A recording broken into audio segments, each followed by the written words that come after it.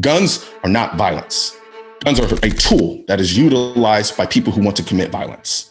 What would make America safer? 99% of America who has license to carry, or 99% of America who doesn't own a single gun? In New Jersey, you have a woman by the name of Cara Bone. She was stabbed to death by her ex-boyfriend, and he was a felon. She knew he was going to try to kill her one day. And so she submitted her paperwork in order to get the license. And she was stabbed in the driveway of her own home. This woman actually called in. I'm just checking on the status of my license in order for me to go buy a gun. When the time came and her ex-boyfriend showed up to stab her to death, she was in a position no longer to defend herself at that point. Weapons have changed in the last 10, 20, 30 years. Let's go to worst case scenario. Beto O'Rourke, he's in charge and he confiscates everything away from you. What's the worst thing they can do to us? I don't know. Ask China. Ask China. Ask China. Ask China.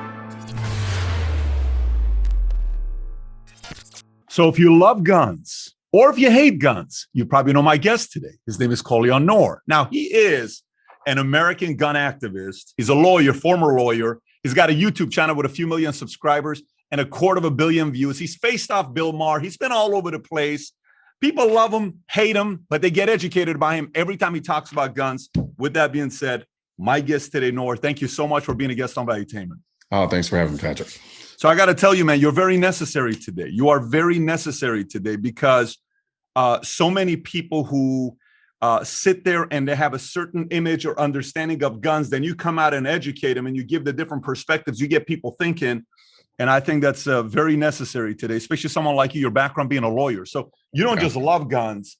You're a lawyer. You know how to make a good argument, make a good case. You're bulletproof a little bit, if you were to kind of say that. But let's get right into it. So tell us where your passion came for guns. Now, I know this story, but if the audience doesn't know your story, how did you get so passionate about guns?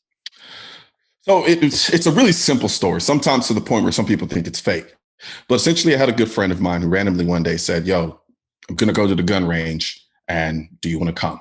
And keep in mind, at this point, I'm about 23, 24, maybe a little bit younger. Never touched a gun, never shot a gun, never had a gun in the house, never raised with guns. For me, the notion of owning a firearm was relegated to only cops, people in authority. But as a young Black kid, if I had a gun, automatically I must have been in a gang or some sort. So I wanted to do everything to kind of fight that narrative and that image. So I never really did anything with respect to firearms and look into them or anything. So when my friend of mine, who I didn't even know had a gun, asked me if I wanted to go to the gun range with them, initially I was a little scared. I'll be honest and say that. I was like, I don't know. But then there was an aspect of me that was kind of like, stop being so closed-minded. Just go ahead and try it. At worst, if you don't like it, you don't do it again. Mm-hmm. And so I decided to go. I went, and I remember it very, very vividly. I walk in to the gun range. It was in Houston, Texas, a place called Top Gun. And I remember walking in and hearing the initial gunshots because somebody had opened the other door to where the people were shooting. And so I could hear the pop, pop, pop. And I'm like, ooh, okay, this is real. And so now, and I remember vividly thinking, man, I'm in a place where everybody has a gun, and at any given point, they can decide that they just want to kill me. That was the mindset. It was a very kind of, I want to say juvenile, but a very kind of simplistic mindset with respect to firearm ownership and people. And so we get up to the counter, we fill out all the paperwork and do what we need to do. We go to the lane. I remember going to the very last lane on the left-hand side. And so I remember him pulling out a gun. It was a Notorious Millennial PT-1000, I think. It was a subcompact gun chambered in 40 Smith & Wesson, which anybody who knows anything about calibers, a 40 Smith & Wesson in that size of a gun, it's going to have substantial recoil to it. So I remember he gave me kind of a real quick down and dirty understanding of how to manipulate and operate the gun. I wasn't an idiot, so I was able to kind of figure it, get that short lesson and then be able to do it myself.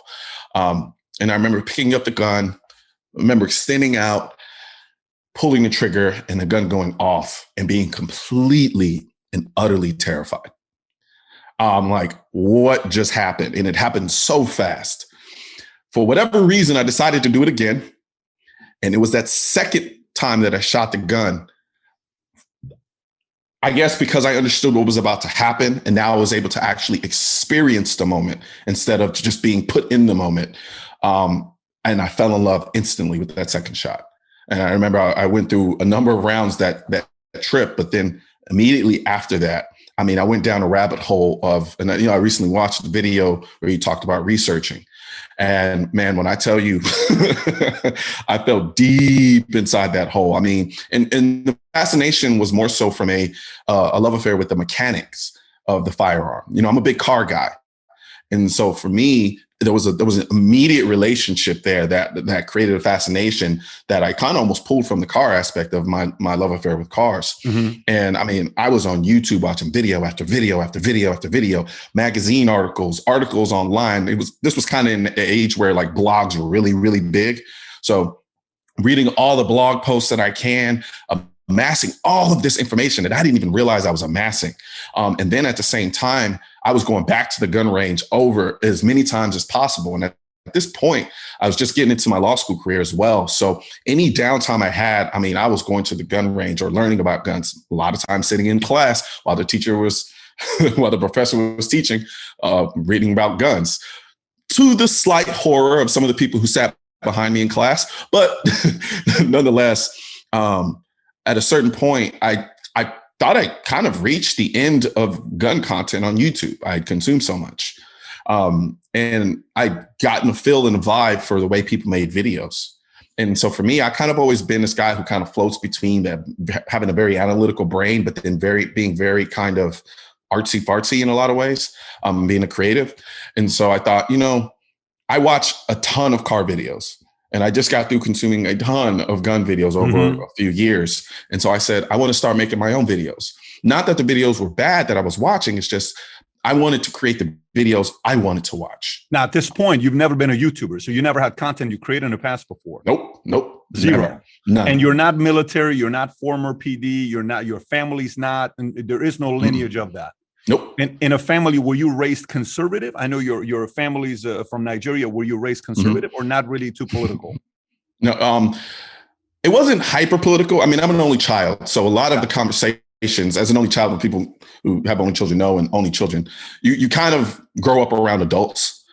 So you grow up listening to their conversations. And so the vast majority of the discourse that I've engaged in, or at least passively so by listening, well, there were some political talks here and there, but from a political standpoint, I definitely wasn't conservative from a political alignment standpoint. It was a lot of the lessons that my mom taught me and raised me on were very much conservative, but when it came down to voting, it was always Democratic.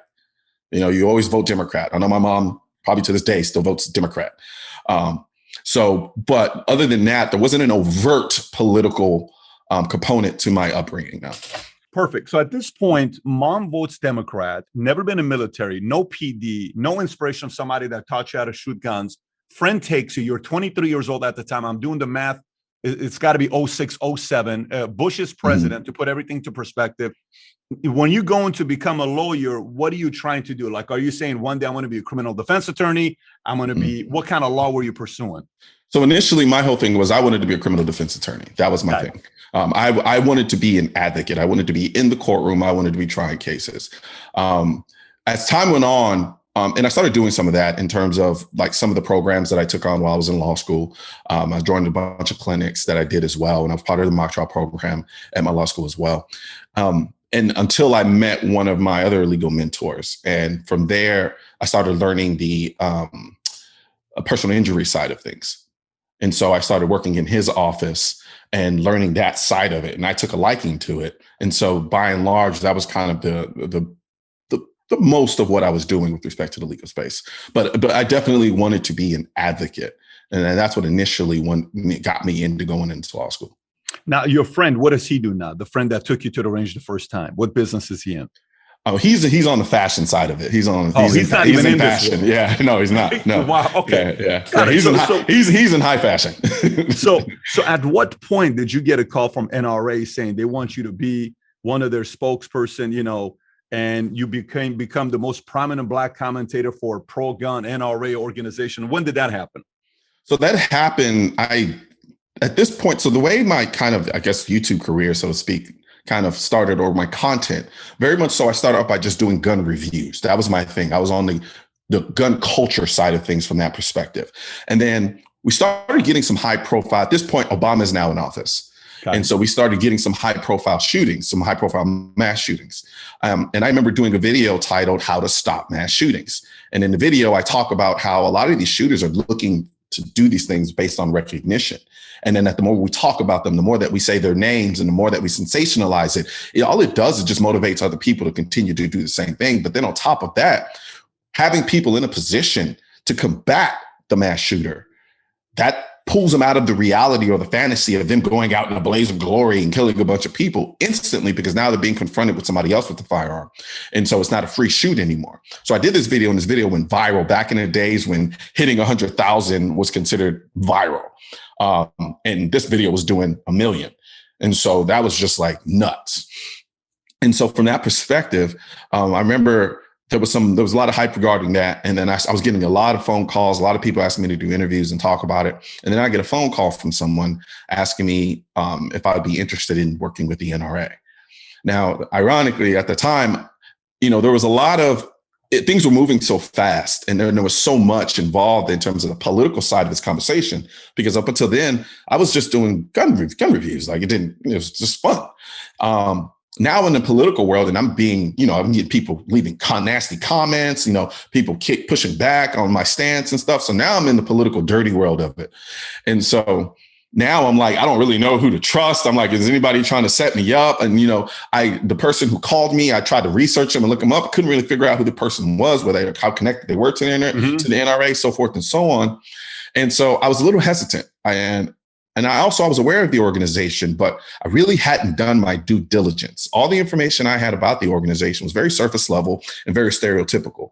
So I was a little hesitant, especially being a young Black guy. When you're young and Black, especially during that time, it was like the NRA was racist. That's all you knew. You don't do the NRA. It's a bunch of racist white people with guns.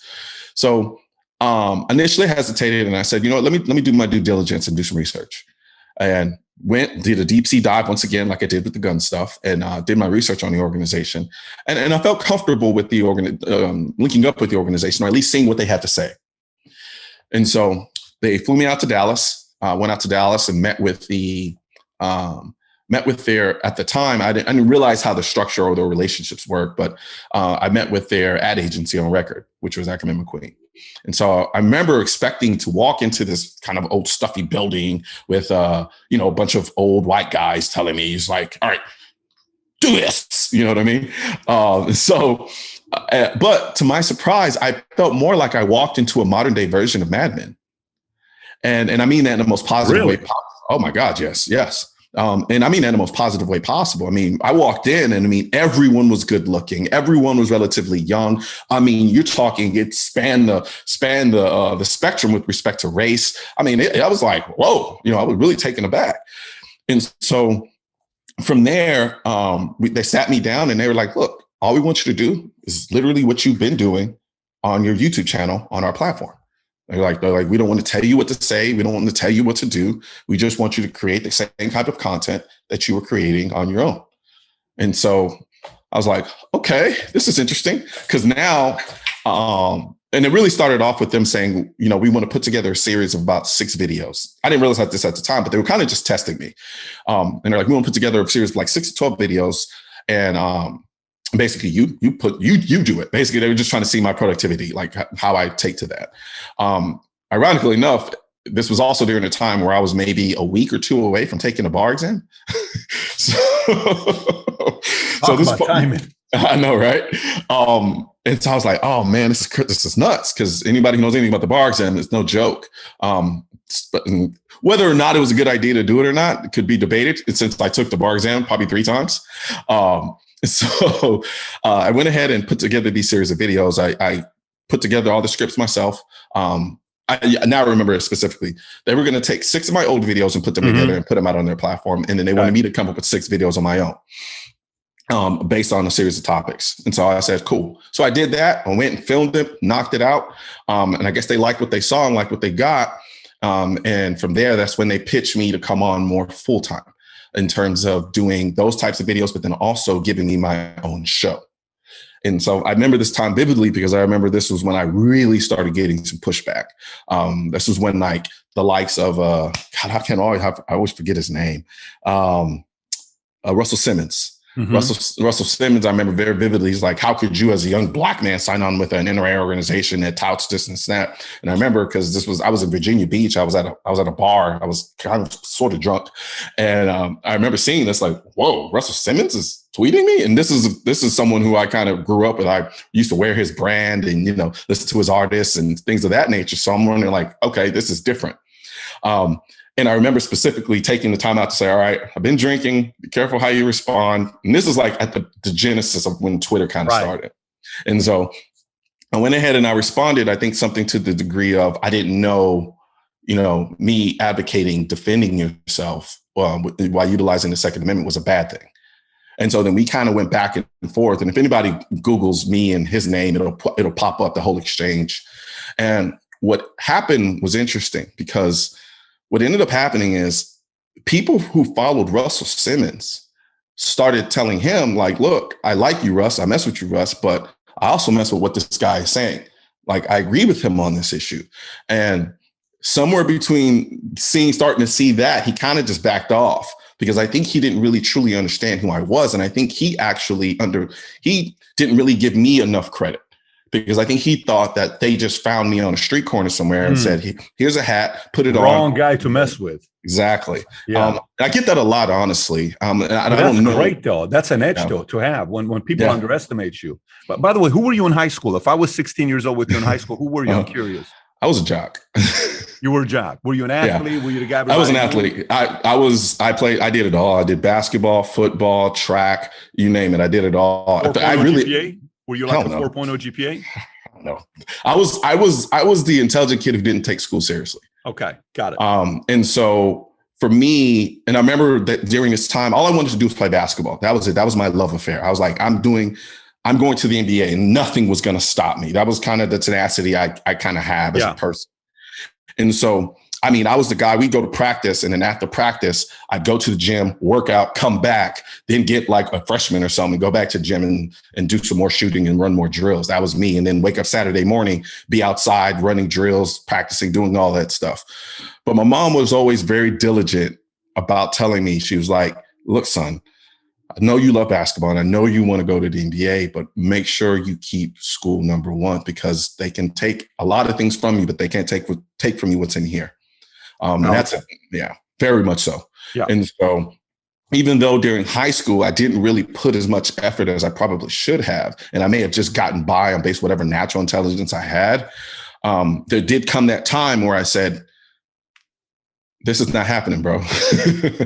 And I really had to be honest. Why criminal defense attorney, though? Why criminal defense attorney? Like, where do you go from athlete?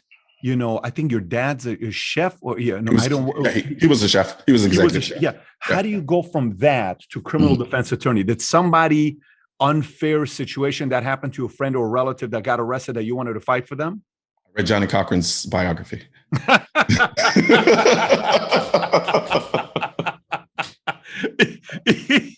Okay, there you go. That's all you had to say. Simple.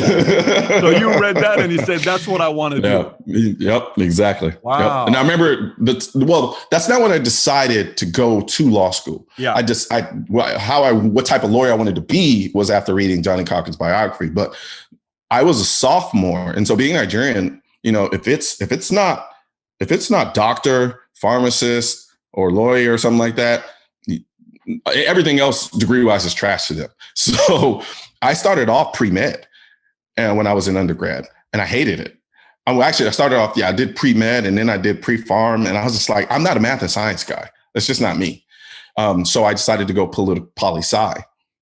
And so I remember it was my sophomore year, and mom was like, look, you got to be more definitive about what direction you want to go. You can't just be sitting in school, just taking classes and not knowing what you want to do.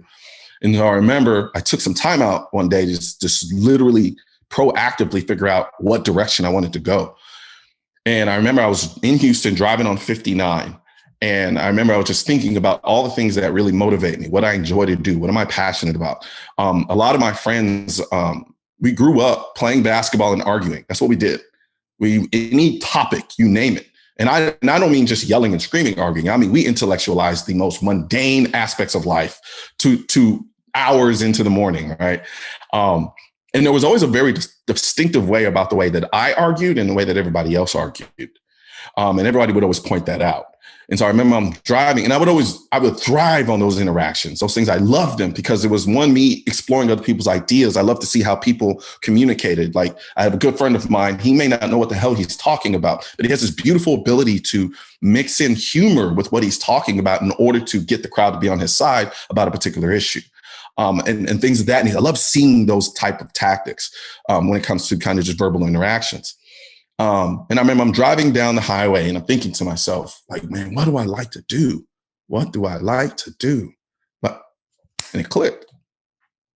I'm like, and it sounds so basic, it really does, but it was the truth. I thought to myself, man, I love to argue. I love to converse. I love to have discussions about things on a most infinite level. So let's major in poli-sci and then go to law school. And from there, I remember calling my mom's boyfriend. Yeah, very. I remember calling my mom's boyfriend at the time, and he was an attorney.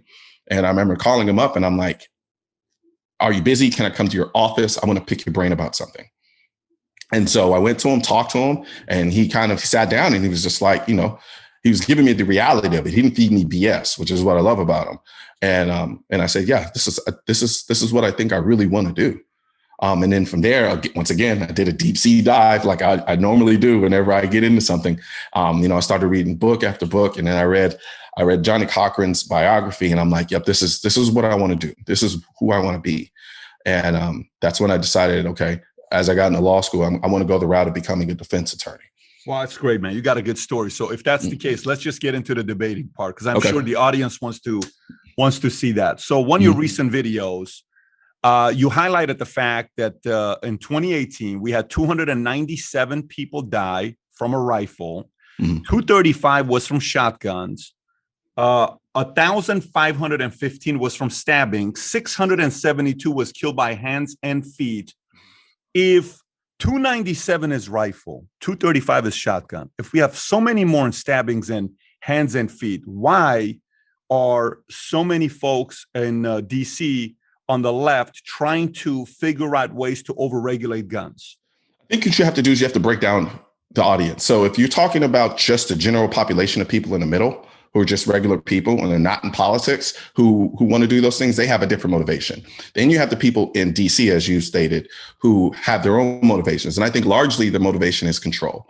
And sometimes that desire for control they are serving as almost a proxy for other interests that have a desire for said control.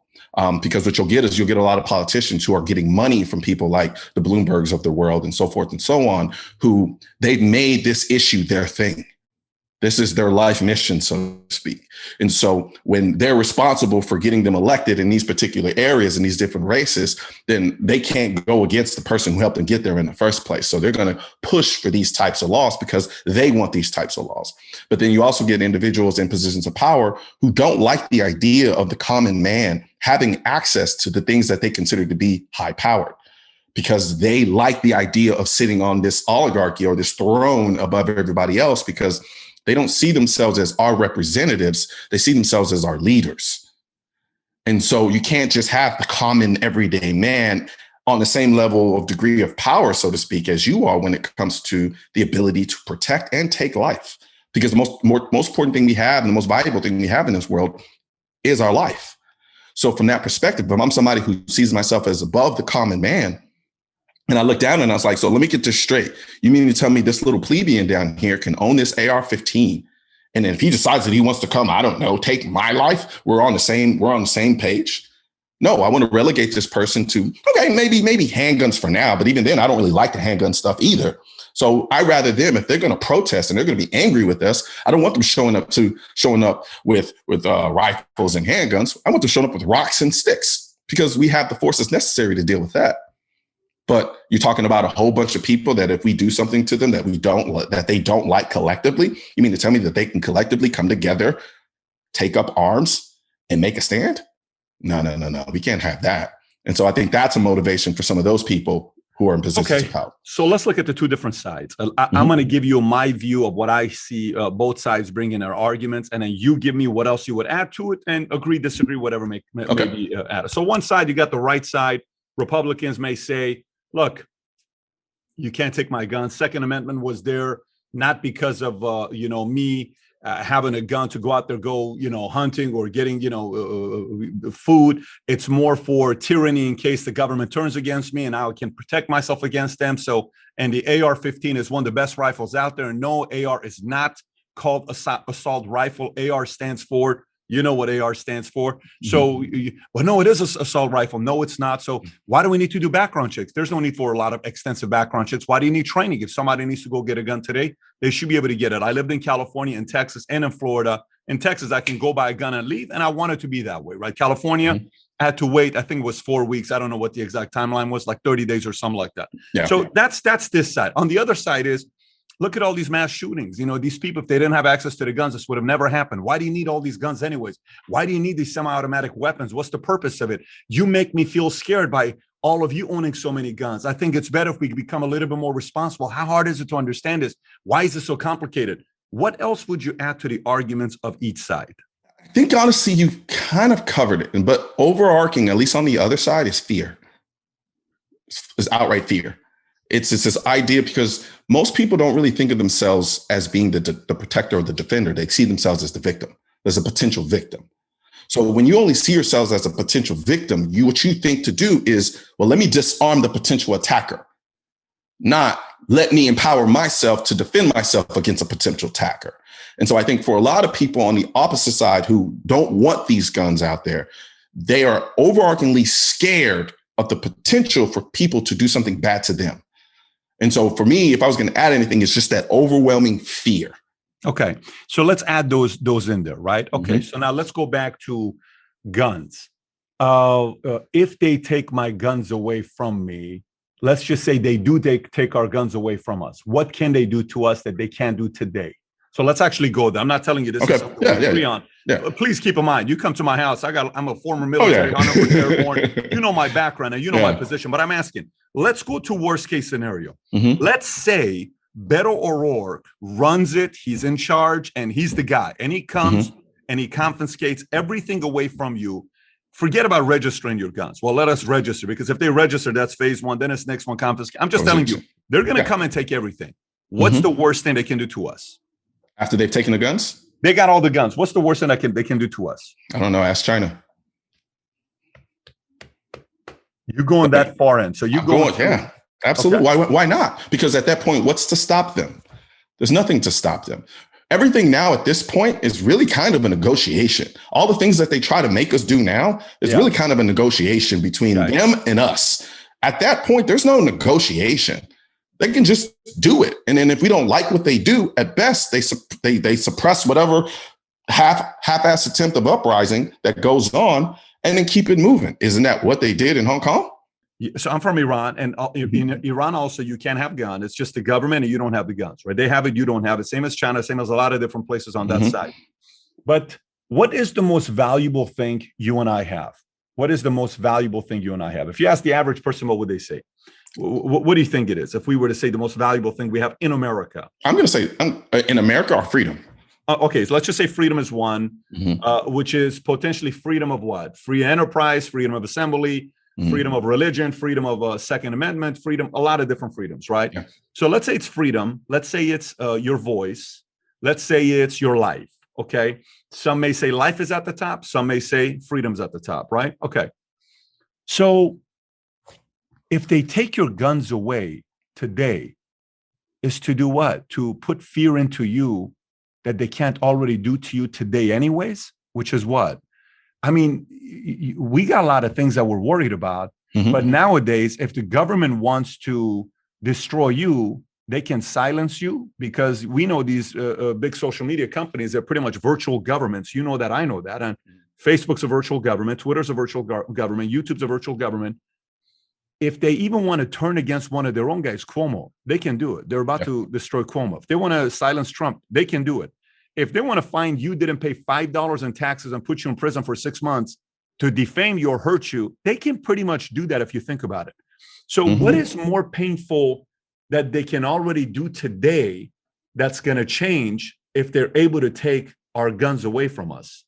What can they do today that they can do then? So here's the thing, though.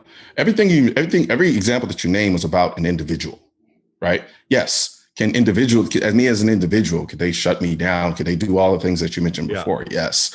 But the idea about the Second Amendment is about the collective coming together and stopping an overreaching government from a collective standpoint. And what the gun does and what allows us to do is to serve as a check against a government potentially doing those things. Because a lot of people think, well, the government has tanks, they have missiles, they have drones, they have all of these things. So how do you think you're ever going to defeat the government? And it's not necessarily about that specifically. It's a deterrent. Because at the end of the day, what's the point of ruling over people you've completely destroyed? There's nothing there's nothing left for you to rule over. So from that perspective, they understand that, like, look, we can only go so far in doing certain things, whether it be, like I said, pointing out some of the things that are taking place in places like China. From that perspective, if they try to do that from a wholesale collective standpoint, what you're going to get groups of people coming together to fight back against that. Now, if I'm on my own, I can't one-man army it to death. I can't. I'm going to lose that battle every single time. But as the Second Amendment stated, being necessary for the security of a free state, the right of the people to keep and bear arms shall not be infringed. And people like to say, well, it's based around a militia. Yeah, the militia is consistent of each individual coming together to fight against a potential tyrannical government. And so, yes, individually, they can do a lot of things to me. But when that tyranny starts to become widespread and starts affecting enough people, having the means and the ability with our firearms to stand up to the government changes the whole dynamic instantly. Yeah, but I don't think they're going to have that fight with you. And the reason why I don't think they're going to have that fight with you is because they don't have to have that fight to beat you and beat a party. I mean, look, in one day or one week, how many millions of users on Twitter or millions of followers disappeared out of nowhere and they were silenced? They could do that in a heartbeat. In one day, how many people on YouTube could be videos being deleted because you have an opposing argument? They can do that. That's not an individual. That's a group, right? Mm-hmm. How many people in the state of California have to bow down to what Newsom says, or state of New York have to bow down to what Cuomo or de Blasio say on the handling of COVID? You have to do it. That's not an individual. That's a majority. Mm-hmm. So I guess the part where I'm going right now is I think Republicans and the conservatives are fighting a battle with a weapon that is 40 years old, and they have to figure out to defend other weapons today, not necessarily the guns. Because I don't know if I'm making sense. You're making perfect sense, actually. Now, I kind of agree, and I kind of don't. I think what you're saying is excellent, and to be honest with you, that's why I'm always pointing out the fact that the fight with the Second Amendment it's a culture war. It's about the culture. And so what that does is that seeks to broaden what we're talking about here, because the gun at this point then becomes symbolic and as far as being able to protect the freedoms that we currently do have in this country.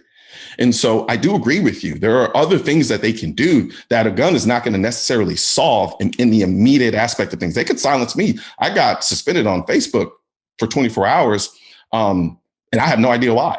And then what's to stop them from just shutting me off completely? And now I've lost my voice and I've lost my platform.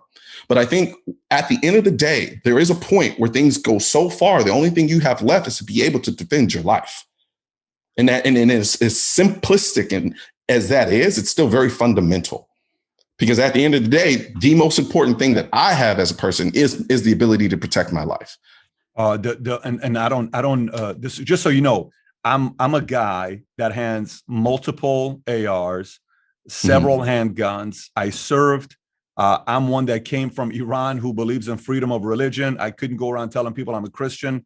My parents couldn't. I was an atheist at the time. Freedom of assembly. I want to be able to talk and give my thoughts. Free enterprise. I want to be able to make as much money as I want to make without being judged or controlled. All of these things. And religion and guns is one of them. But I think there are bigger things to worry about today. And by the way, I'm not telling you not fighting for it. I'm not telling you. Absolutely. So my argument isn't the fact that let's just set it aside, let it happen and all this other stuff. Who cares? It's not really a big deal. I'm not talking about that. I'm talking about character assassination. I'm talking about silencing at the highest level. I'm talking about all of those things being an issue today. where the energy is being put into somewhere where that weapon is outdated today. It was necessary 50 years ago, but not in 2021. I may be wrong. So I'm kind of talking around something that I haven't want to delve into specifically, because the reason why I hesitate on doing that, ironically enough, is based around the very things you're talking about, because they can take what I'm going to say, flip it and say I'm inciting this. Because at the end of the day, if it happens to enough people, and enough people are like, I've had enough of it. I've had enough of this tyrannical government shutting me down on my platforms in order to use my First Amendment rights, shutting me down in my ability to make a living, and all of these things. At the end of the day, yes, we can collectively come out in the streets with guns and make a stand. That's something that can be done.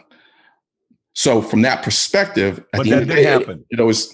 Mm-hmm. So that did happen. So that actually did happen, right? So let's go to when the protesting / riots happened, but it's peaceful protesting. We know it wasn't peaceful protesting when the protesting was taking place this summer during COVID. Mm-hmm. Businesses were getting trashed. You saw the 17-year-old kids going out there and just protecting themselves and defending businesses. Yeah. Well, the script was flipped, and it was, look at these, people who are out there, look how they're being raised and they're going around with guns and all this peaceful protesting.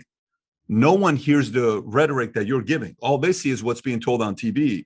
And on TV, it shows that you are radical. You are radical, Noir. You're being painted as a radical individual. You are the radical ones, not all the other folks. And then you go and present yourself in DC and say, hey, here's what we're capable of doing. And then you know what comes next. Oh, inciting all this stuff. Then you're turned off. You're silenced. Now what? So all I'm talking about is strategically is all I'm talking about. You got money here, right? That's being put into different issues. Gun rights and gun control. From 1990 election cycle through December of 2019, gun rights and gun control interest groups reported the following political contributions to federal candidacy. Total contribution, gun rights, 44 million. Total gun contribution, gun control, 9.3 million. Donations by Democrats, 4 million. Donations by Republicans, 39 million. But donations. So you look at these numbers, you're like, okay, money's being invested in certain areas. Mm-hmm. Democrats, quite frankly, are not really putting that much money in gun control. Republicans are putting 45 million. Democrats are putting only 9 million. Republicans are putting 5 times more into the gun issue than Democrats are, right? But what are Democrats quietly doing? They're getting their base and their voice and their audience to get louder to control what you can and can't say. The more they do that, even a great argument loses to one who has more eyeballs. Don't you agree? Yeah. But see, and they can afford to spend less on the gun issue because they already have the bullhorn. That's right. And that's part of the reason why I try to couch my discussion under the guise of it's not a guise, it is as a cultural war, because that's essentially what it is. It's a cultural war against the ownership of firearms. Because one thing that I will say about me and my journey with respect to firearms, the firearm was a catalyst for a lot of other things for me that were in the positive. Because I remember when I first got my ability to conceal carry, I got my license to conceal carry my firearm. And it was at that moment that I realized the only person responsible for my safety is me. That's the person. I can't rely on anybody else. It's going to be me. And so that mindset in and of itself starts to trickle into other aspects of your life, whether it be business, whether it be the way you handle your relationships. That is a freedom, self-sustaining mindset that honestly does not bode very well for a particular group of political class who base their entire ideology on the prominence of government and the dependency on said government. Because when you have people who think from an independent mindset, it's harder to get them to lean and depend on a bigger government. We have a problem with that. And it's because they generate so much of their money, so much of their influence from having a bigger government. Well, they're going to do everything in their power from a cultural perspective to tell you how much you don't need those things. They understand what the firearm does symbolically to a person and how it changes their mindset in a manner that is actually positive, contrary to what a lot of people think, who thinks it's pretty much for the negative. And I'm a walking, talking example of that. Yeah. I mean, look, we need 100 of you. We need 1,000 of you. We need people that are putting this argument out there for others to sit there and say, like, even when Bill Maher talked to you, Bill Maher was like, he was a little bit more subtle. He wasn't challenging you. He wasn't pushing you.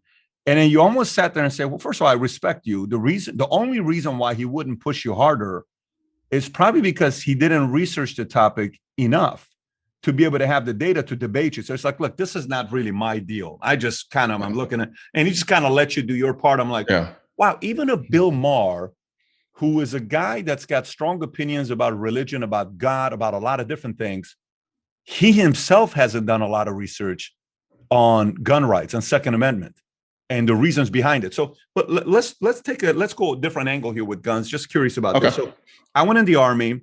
I went through boot camp. I had never shot a semi-automatic weapon before, whether it's a SAW, whether it's an AR-15, whether it's a M60, whatever it is that we had to shoot up, right? And we had a great time doing that. When I did, I'm like, wow, this is pretty ridiculous. But I'm glad I had somebody that was telling me, okay, put your nose here. When you're going through it, look like, when you pull with just the basic stuff they're telling you, right? Yeah.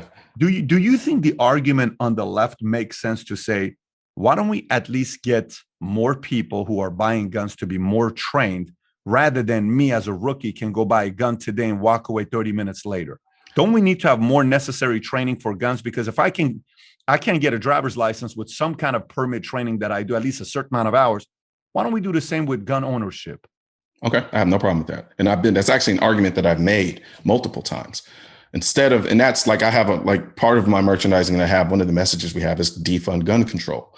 And the basis behind that is this: if you look at the number of people that die each year from a firearm and you break it down, right? 65 to 60% of those people are suicides. Then you have the remaining, which are actual homicides. And that makes up 80% of the remaining deaths. And then you have 5%, I think it's about 5% that are accidents. And then you have, or I think it's 15% that are accidents. And then the 5% are like police shootings and so forth and so on. And so we go through each one of these things and we start addressing the overall issues. So let's take the accidents, for instance. We can cut the number of firearm accidents in half, surely based on education, purely based on education. Like you mentioned, he was like, Bill Maher hadn't even done extensive research on his own, and he was having a conversation on a national platform. And a lot of the accidents that you see are born by way of people who don't really understand firearms. Then you talk about, let's say the remaining homicides, which are largely about 80% of those is gang and drug violence that takes place in our inner cities in very specific areas. And even in very specific areas within those areas, right? Down to certain blocks and certain streets. So clearly that's not a gun issue. That's a socioeconomic issue that's gone awry.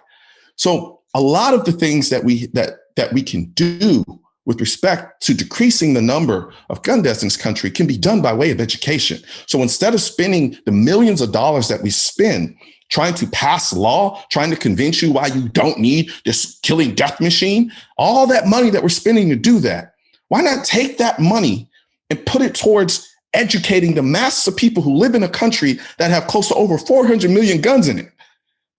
Like, it boggles my mind.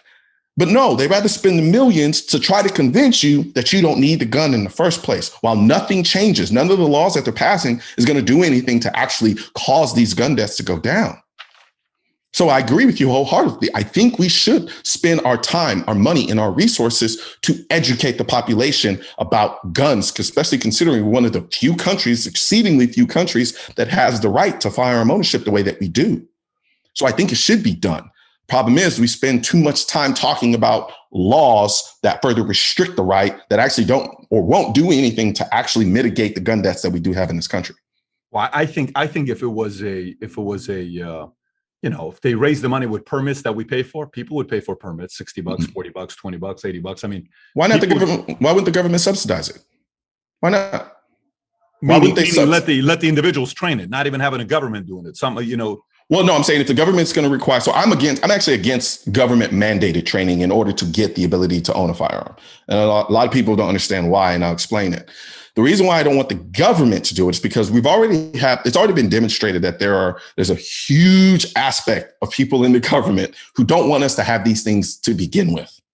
So what I'm not going to do is rely on the good faith of those people in power to come up with a system that would allow me to then inevitably own a gun. I don't agree with it, because what they'll do is they'll steadily start to increase the requirements. When I get my hours for driving, who am I paying? Is it a government organization or private? I'm assuming it's in order to get the license or the actual training. You know how you go get your permit and you're paying somebody. That's private, right? It's not. You're paying privately. Yes. Yeah. So I would do the same thing. Have it private, like a retired E8, retired E9, a retired E7. He starts a business, and here's what he does, and let him take some of the but the thing is, the standards that are put out in order that you have to meet in order to get that license is presented by way of the government. And they can keep changing that. And they can keep changing that criteria. And okay, I mean, the only thing is for me, do you think it's okay for me to be able to go get a gun, leave 5 minutes later, no background check, extensive, no necessary lengthy, let me see if this guy's going through a bad breakup right now, bad divorce right now. He found his daughter with someone, wife with someone, girlfriend with someone. He wants to retaliate. Let's give this guy 1 week. You don't think there's a challenge with that? I don't agree with that at all, because I can also demonstrate examples where you have individuals who were waiting for a firearm and waiting, like for instance, in New Jersey, you have a woman by the name of Cara Bone, and she was stabbed to death by her ex-boyfriend. She had a restraining order against her ex-boyfriend, and he was a felon, and she knew he was going to try to kill her one day. So she submitted her application in order to because in New Jersey, you have to get a license in order to own a gun. And so she submitted her paperwork in order to get the license. But in New Jersey, because the people in power in New Jersey, the Cory Bookers of the world, whenever he was the mayor of New Jersey, they sit on it. They take their sweet time and they do everything in their power to make it as hard and as lengthy as a process as possible in order for you to get a license just to own a gun. We're not even talking about the ability to carry it. And she was stabbed in the driveway of her own home. So from that perspective, I disagree with it, because this woman actually called in and said, hey, I'm just checking on the status of my license in order for me to go buy a gun. And they still hadn't done it yet. And they were above and beyond the 30-day requirement that they were supposed to have in order to process her paperwork and give her approval. And so as a result of that, when the time came and her ex-boyfriend showed up to stab her to death, she was in a position no longer to defend herself at that point. And so that's why, so for me, I'd rather err on the side of empowering people to be able to defend themselves as fast as possible than to, I don't want to say create an anecdotal situation where you have an individual who immediately goes out and says, well, I want to go kill a bunch of people. I'm going to go out and buy a gun and do it. Because if we're going to be honest, one, the examples of those that actually exist are relatively few, at least provable. And two, in the events, most of the times when people are looking to do something with that immediacy, they're going to buy the gun illegally anyway. Well, let me ask you this question. Here's a question for you. What would make America safer? Okay. 99% of America who has license to carry, or 99% of America who doesn't own a piece of gun, not a single gun? I'd say the former. Yeah, because I've asked the question before on my show. I call it the big red button question. I said, what if you live in a world where if you you had a red button right here. If you push this red button, all the guns disappear. Would you or would you not push the button? And people, when they ask me, would I push the button? I'd say no. And the reason why I wouldn't push the button is because that button doesn't remove, guns are not violence. Guns are a tool that is utilized by people who want to commit violence. And so from that perspective, I wouldn't push that button because sure, I mean, I've done a little MMA, I work out, I try to take care of myself. So a couple of guys show up and try to do harm to me, I could probably take care of myself. But what about my mom? What about my grandmother? What about people who are more vulnerable, who are in positions who will legitimately become targets because they are seen as weaker? I think a world where we don't have those firearms, I believe the criminals would become more emboldened. That's what they call the great equalizer. Yep. The great equalizer would allow a grandma or a woman to be safe going up against a guy who is twice her size saying, hey, if you want to do anything, I don't want any problems. Can you just leave my house? Exactly. And do you think the argument of getting rid of guns, gun control, do you think it's creating more momentum today, or do you think it's actually losing momentum as an argument? Man, I struggle with this so much because I know there's so much missing. Like prior to me coming on here, I was working on a video response to a guy's name. I think his name is Igor Volsky or something like that. And he's the executive director of a group called Guns Down America. And they basically stopped short of saying they want to ban all guns, but that's essentially what they want to do. And he did a video titled 3 Myths About Guns, about gun control. And he went on and talked about how the Republicans got up and lied about this bill that just passed the House with respect to universal background checks. And I see these things and, it's placed under This is Politics Now, and they have 1 million followers. And I know there are tons of people who are going to see this video who don't know anything about guns to begin with, and then they're going to get this information and they're going to be misled about the truth of it. So then my little black ass has to come up here, put together a video to counter that information with objective information. But then I do great numbers, but I don't know if I can outdo a platform like This Is Now, and then all of the other platforms that have millions of followers. And then you have a ton of celebrities who are anti-gun, openly anti-gun about things. Like, how do I combat that? And so, but then there's another argument that says, well, when you tell people what they can't have, they want it more.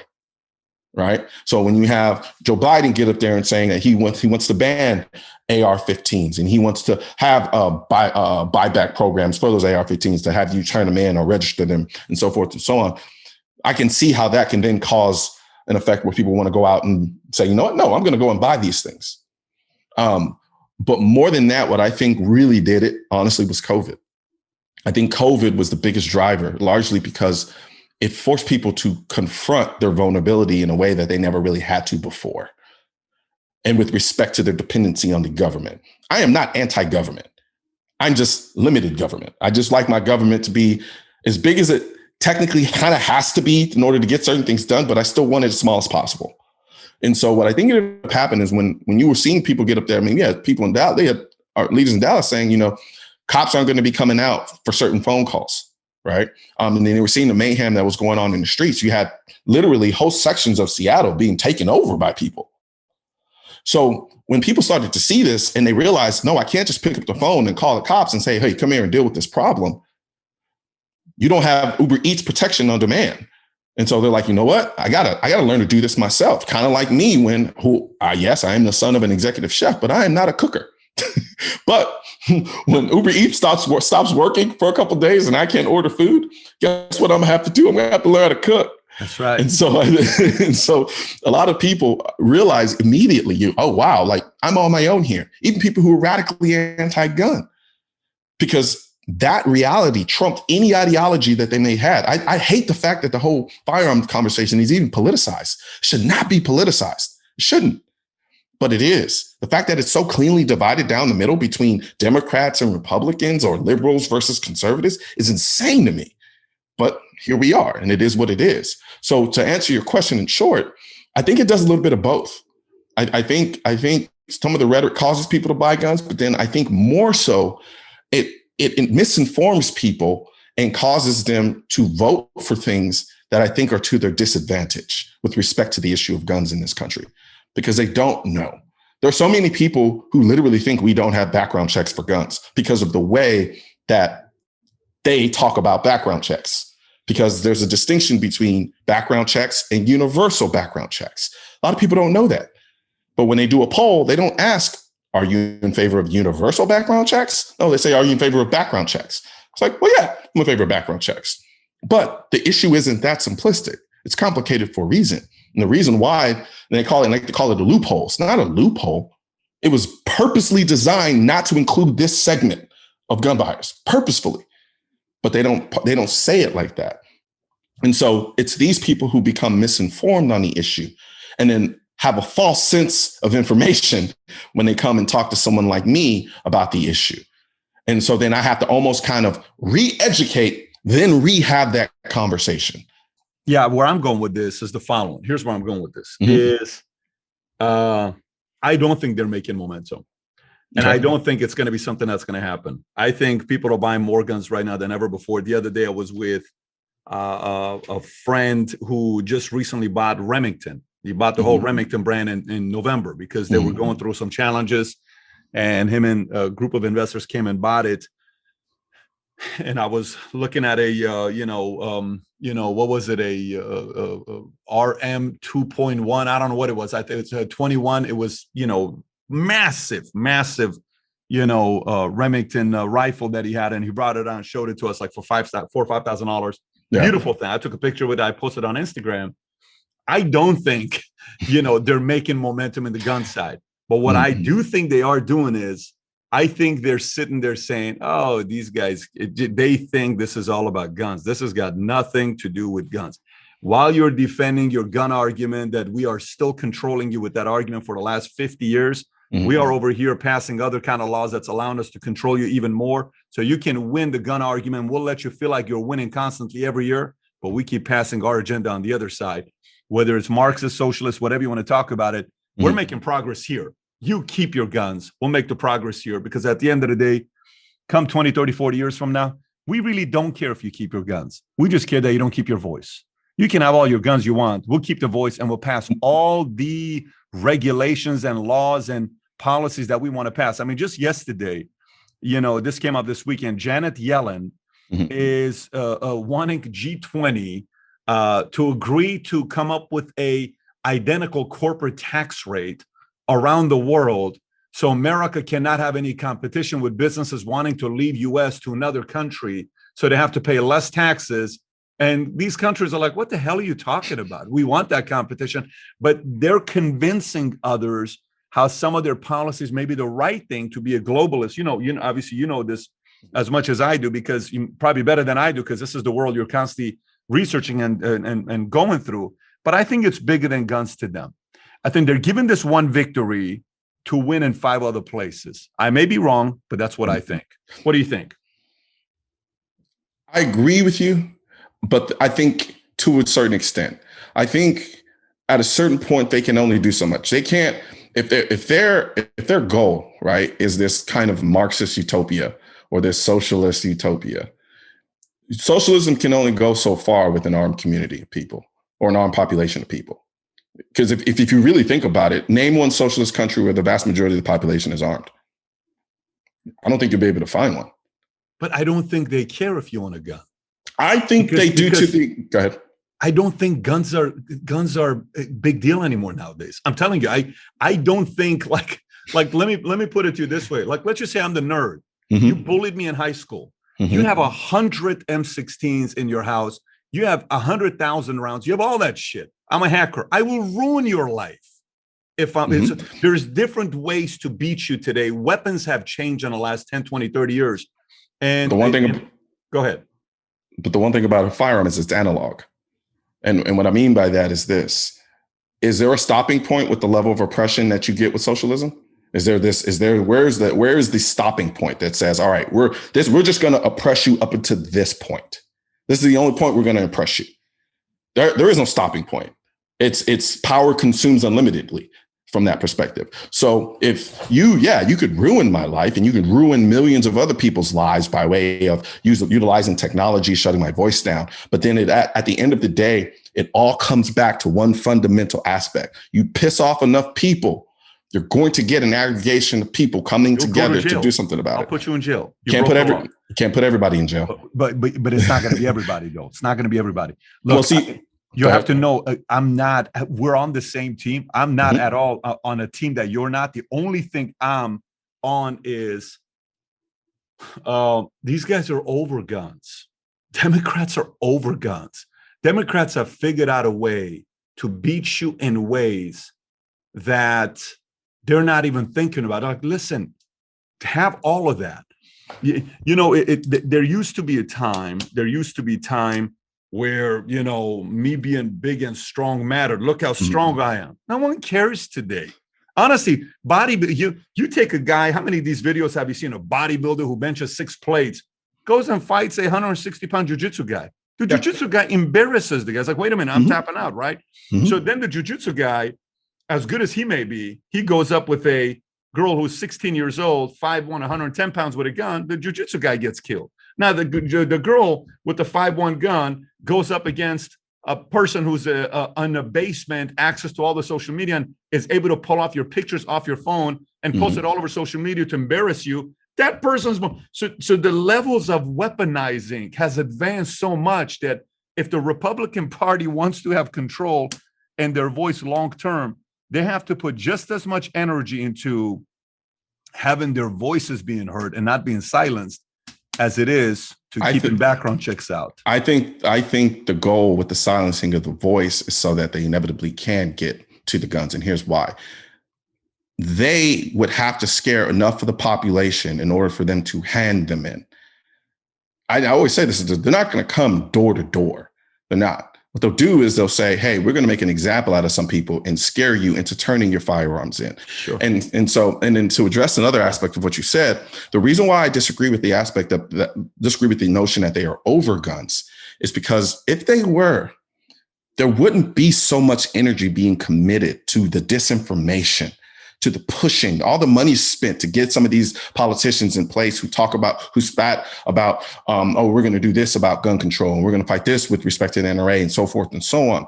It begs the question, why so much energy geared towards undermining the Second Amendment, if that's the case? It's been done for a long time. It's distraction. Mm-hmm. It's very easy to distract you. Hey, I'm going to fight this battle here, but I'm taking money away from you and influence over here. But this is what I'm interested in, but I'm not really interested in this because hey guys, go. But here, this is this has been going on for hundreds of years. Napoleon did it. Mussolini did it. A lot of great generals and warriors have done it. Sun Tzu talked about it. Anybody and everybody that's in the military talked about this. If that's the case, they've been distracting for a very, very, very long time. Well, America's a baby, though. You have to realize America's only 240 some years old. It's not which is very true. It's not, America's not, sometimes we forget, like, like first I came to the States, they're like, this building here has been here for 128 years. I'm like, are these guys really bragging about this? We'd go to a tour in Iran, they would say, this building here has been here for 3,200 years. Oh, yeah. Wow, it's an old building. So yeah. America's a baby. America, politically, look, I think if there's a battle between Republicans and Democrats, mm-hmm. Republicans are getting schooled right now. Absolutely. I agree with you. If it's a battle between the two. You got schooled. You took your money and invested it in all this stuff because you wanted to be quiet and libertarian. They bought media companies. Twitter was on sale. You could have bought it. You never bought it. No problem. They bought Time Magazine. They bought Washington Post. The other day I was pitching why Elon Musk should buy CNN. Mm-hmm. I sent a few thousand people went online tweeting at Elon Musk. Why don't you buy CNN? Because at least Elon Musk is where? Right in the middle. If Bezos is buying Post, why don't you go buy CNN? Let's see what you do to CNN. I bet the content will probably change. I bet half the staff may get fired. But at the same time, CNN was created by a guy who was an entrepreneur. Ted Turner had a good motive to do that. So again, I think they're playing a better strategic game than Republicans. And I think Republicans are kind of being schooled right now. I agree with you wholeheartedly. I will say this much, though.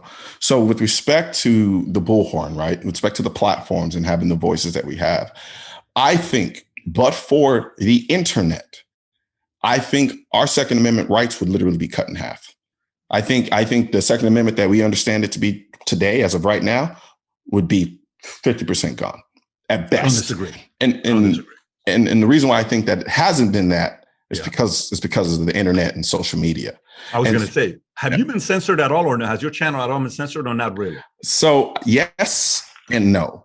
I can't really put a pulse on how cohesive they are about trying to censor me, if at all. But I do run into issues with respect to the gun side of things. Let's take, for instance, my channel. There are people who have the same size channel as me, and they're millionaires. But I'm not going to get that because I'm so censored with respect to the subject matter.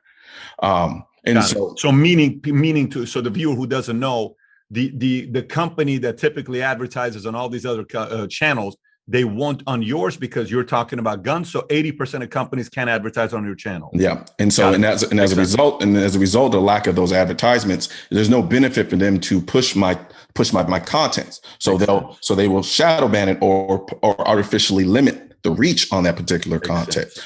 And so that's maybe you need more cat videos. Maybe you do more cat videos. I just thought my sexy chocolatey goodness would have done it, but it hasn't been working. I think you are making a positive impact, and you're very necessary. And I think the world needs you. And quite frankly, indirectly, I applaud YouTube for letting you do what you do, even to have a platform, to have 250 million views. Because 250 million views is a lot of influence. If you're doing 250 million views, you got a lot of influence, and you're on your way to going over 1 billion views, you'll be a 10 million subscriber channel in no time. Now, I'm just glad they keep guys like you around to keep the argument on the other side. And you're kind of tough to do anything too, because you're a lawyer. You have like all the things going on where they're kind of like, what do we do with him? Well, they ignore me. Yes. And I remember I was on Joe Rogan and I was telling him about that. I was telling him about a piece on what's the guy's name? I forgot his name. On the Comedy Central. Either way, he did a 20-minute expose on NRA TV when I had my show. Oliver? John Oliver, there we go. Yeah. And I told Joe, I was like, look, man, I was like, I think he ignored me on purpose. He did a 20-minute expose on that platform and didn't mention me once. But I'm driving all of the audience. I literally, my numbers were driving all the audience to the platform. So there's no way you do it and just don't know about me. So if you don't talk about me, you're not talking about me on purpose. And Joe said, and I agreed, you know what, you might be right. I said, Joe was like, maybe because he didn't think any of the content you were creating was problematic or goofy, because he was making fun of it. And so he's like, that's probably why he didn't mention you. The problem with that is Bloomberg did a piece where they literally talked about the platform as well, to the same extent. Didn't mention me once. And they weren't talking about it from this is goofy content. They were talking about the ideology on the platform, which is 2A. Didn't mention me once. And I think what they understand is this. You take my content and you put it in front of anybody who's being objective, at bare minimum, you'll walk away and saying, I can see some of his points. You can't caricaturize me as this super crazy extremist who doesn't know what he's talking about and just surface level language, talking about red meat stuff and just tossing it out to his audience. You can't do that to me. Exactly. And so they know it's better to keep the light off of him as much as possible than to shine a light on him, even if it's from an attacking standpoint, because they've tried it. They tried to dox me.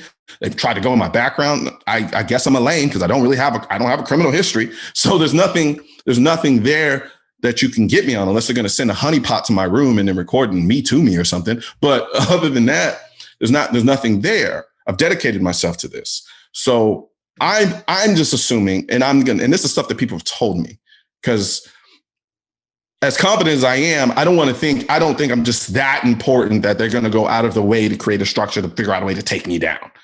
But some people have let it be known, they feel like, well, no, because the more light they shine on you, whether they're attacking you or not, the more people see you, and they need less people to see you as much as possible. Yeah, but they can't. Listen, they can't stop that right now. You ain't going away, man. You're young. You're a great communicator. You're charming. You're smart. You're intellectual. You can make good arguments. You have a background, you got a story, you got an interesting story. The story is an anomaly where it's not like you were raised by hardcore Christian conservative that your mom always voted for the right and she loved Ronald Reagan and whispered to you about Ronald Reagan growing up. No, you're an anomaly. So my mom still kind of is a little iffy on what I do, to be honest with you. She's kind of like, I mean, I read the one part when you were like, I'm worried about if I tell my mom I have guns, she's going to think I'm a gangster, the whole thing that you talked about. But look, man, I got to tell you, I'm glad I had you on. I'm glad the audience got a chance to get to know you. Highly recommend everybody go check out his YouTube channel. We're going to put the link below. Go follow his stuff. Go subscribe to his channel. Please continue to make great content. Continue to make great content, because the rest of the world is watching you, whether you know it or not. It's not just that camera on you.